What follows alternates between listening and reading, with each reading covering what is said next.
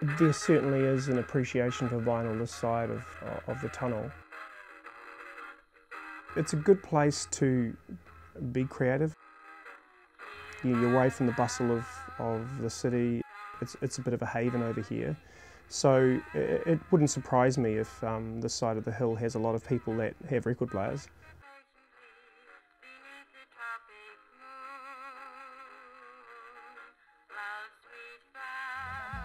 Afternoon, Lyttelton. You're listening to 107.7, possibly the best vinyl radio station. Sorry about the dodgy mix before, I kind of had my hands full. That was Homebrew, Auckland Styles. Cheers for listening. Scott Farmer is my radio station. It's probably the only radio station operating in Lyttelton that I know of. Play vinyl, definitely vinyl, 100% vinyl. Yeah, we're still getting together the nuts and bolts of the station. Our main transmitter is held up by my beautiful wife's broom handle.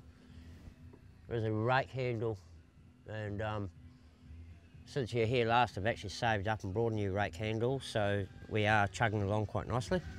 We're all about local music. Asian Tang, this was recently done by Lyttelton Records, and there's more and more of this sort of stuff coming up now that we've got the boys down there recording and James down there cutting. It's quite cool that the local artists can like, really get stuff out there.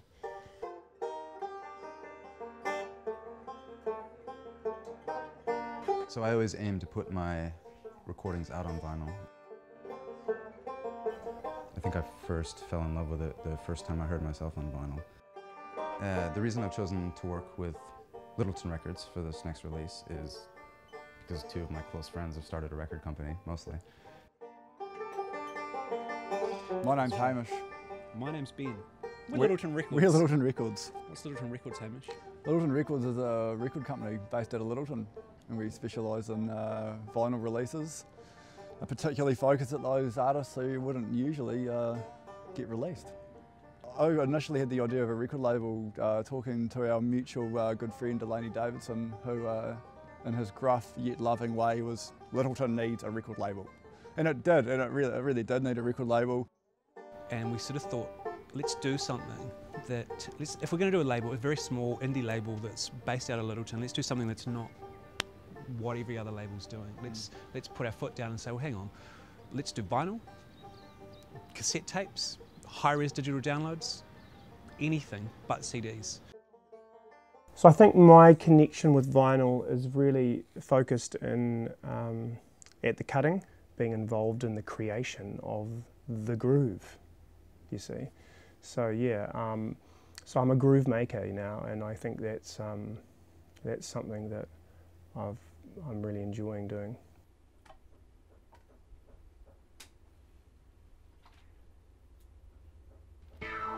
People called it the mystic. They could explain a lot of technical attributes about how things worked, how it worked on the lathe, how you got the result. But how an orchestra, how all those tones and noise all blending together to make specific things happen in a stereo picture, all being stored within a tiny V that's only a few microns deep, is a little bit of a head scratcher. It's about working with music that you like, in a place that you like. Life's too short And to try there's something that feels really good about putting out a record too, you know? You sort of get it out, you have a release show, you're like, cool, look at this. You know, look what everyone did here.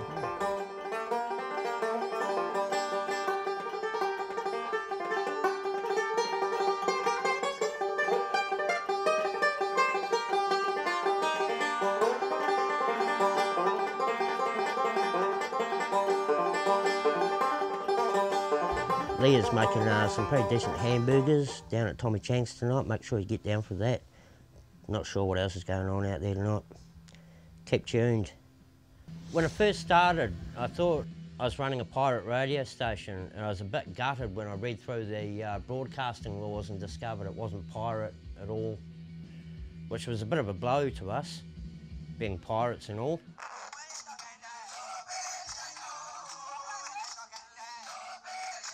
Yeah, it has been a bit of work, but quite lucky we're running the Lyttelton Vinyl Appreciation Society. down the road at Tommy Chang's, so we do have a good core of vinyl DJs at our disposal. We've got Christchurch's oldest and best looking DJ, Jim G, who's my neighbour just up the road here.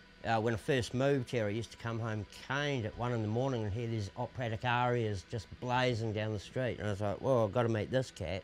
Went in and introduced myself, and he tells me he knows a thing or two about vinyl.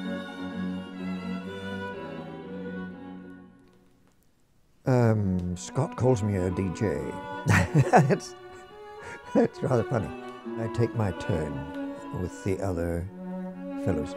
They play, I don't know, every kind of music you can think of, except classical. I play classical.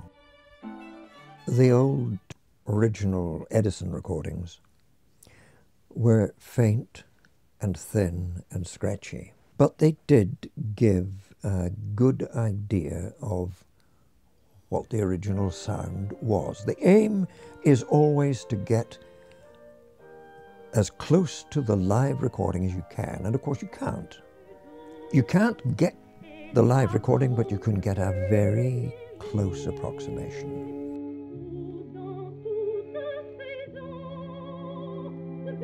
I think if I was to explain why people are passionate about vinyl, my observations have been that they do like the physical nature of vinyl. It's got the right kind of tactility for me, like the idea of being able to use it as an instrument as well. The two most important things in my life, apart from my wife and my children, are my books and my records. People who are interested in vinyl genuinely like to sift through the bins. Picking up a big hunk of 180 gram vinyl and going, oh, awesome, I've been looking for this for ages. They like to pull out something random and go, whoa, what is that about?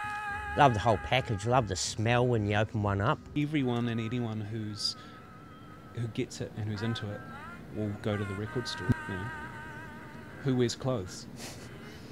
You very rarely wear clothes. No, but I mean most people do. Going through that process of pulling it out of its sleeve and putting it on blowing the dust off if there is any, and cleaning it, and then getting the needle on the record and hearing that crackle, and then slowly, even though there is always a crackle, all of a sudden it clears out, pretty much guaranteed. There will be moments of real audio bliss